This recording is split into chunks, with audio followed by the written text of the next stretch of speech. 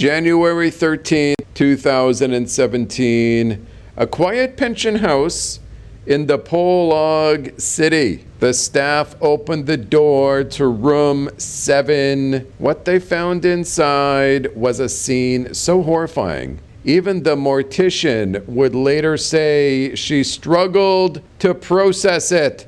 A 17-year-old Filipina lay dead on the bed. Her face was unrecognizable, and the man she checked into the hotel with, a foreigner from Australia, was missing in action.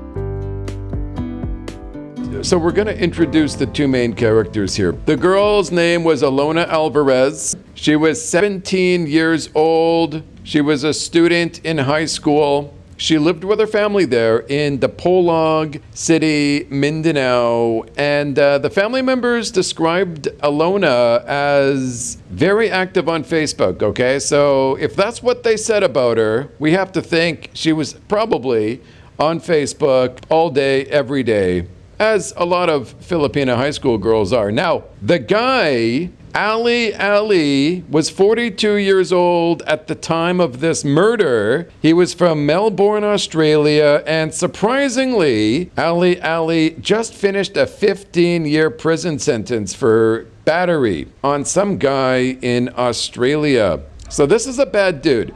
Now, Ali and Alona, they met on Facebook, and over time, they were talking, and, I'll just call him Ali. He convinced little 17-year-old Alona to meet him in person. He was going to fly to Dipolog and meet him, and she agreed, so Ali got the first flight he could to the Philippines.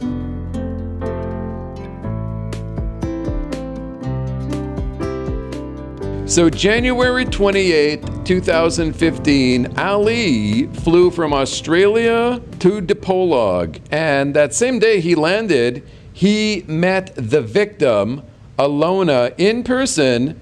They met for the first time there in Dipolog. Together, after meeting together, they checked into the Antonio pension house. Ali paid cash for 2 nights. Now, the staff said they didn't notice anything unusual, just a middle-aged foreign dude with a young Filipina.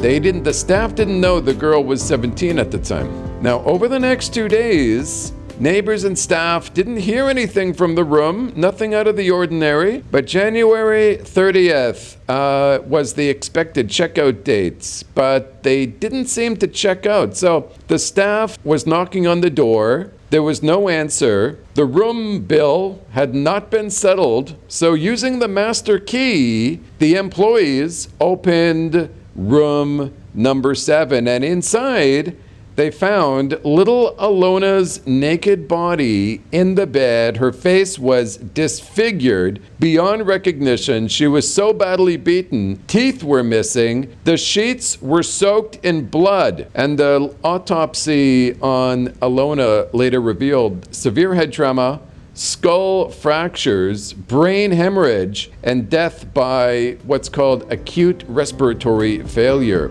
Ali was gone.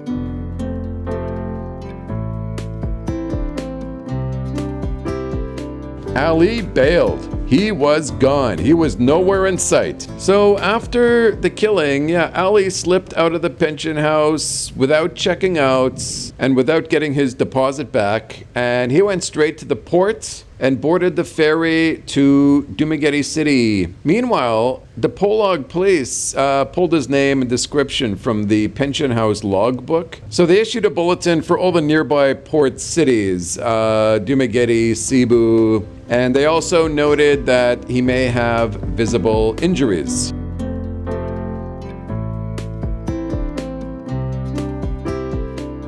Okay, so February 1st, 2015 in Dumaguete, police spotted a man while he was getting off the ferry. He had a bandaged arm, bruised, swollen knuckles. He matched the description, and when questioned, He admitted his name was Ali, as they were looking for, and he was arrested immediately. And he was sent right back to Dipolog City. Now, in Dipolog, the police are talking to him, and they want his accounts. And he said that, now he admitted to killing Alona. And so they asked for a reason, and his reason was that they were naked in bed, and she bit his man sausage during a sexual act. And because Ali said he asked for oral. He asked the 18-year-old girl for oral, and she gave it, but she bit his man part. And he said he reacted violently to this. He said his mind went blank.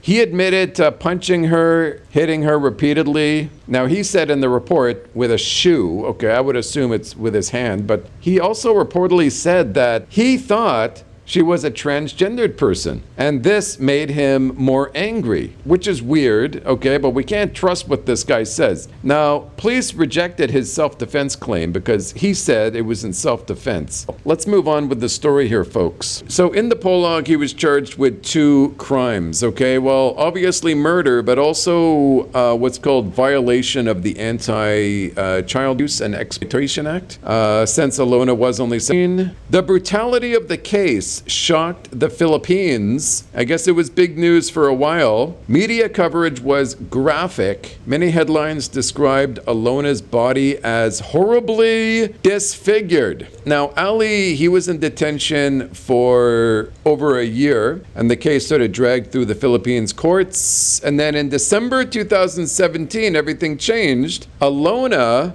the victim, the 17-year-old's family, they signed an affidavit of desist. So they basically withdrew their complaint. And with no complaint, the court dismissed the murder case. So by early 2018, Ali was no longer facing charges in the Philippines. So why did the family withdraw their case?